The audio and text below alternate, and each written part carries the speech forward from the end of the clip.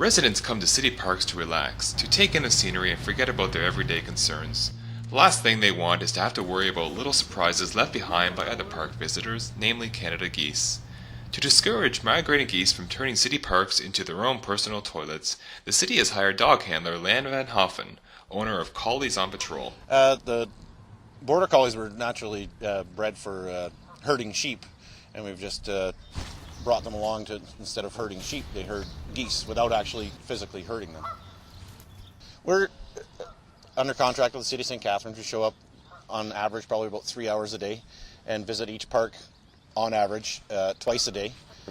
Move the geese off the land and into the water in hopes to move them away. And over a period of time, the geese get the idea that they're not welcome in a certain area.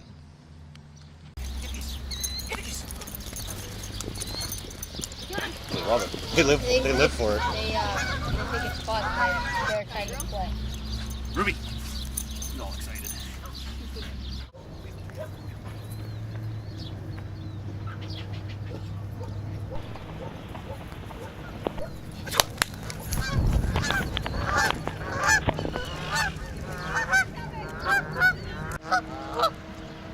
Hey, Paul.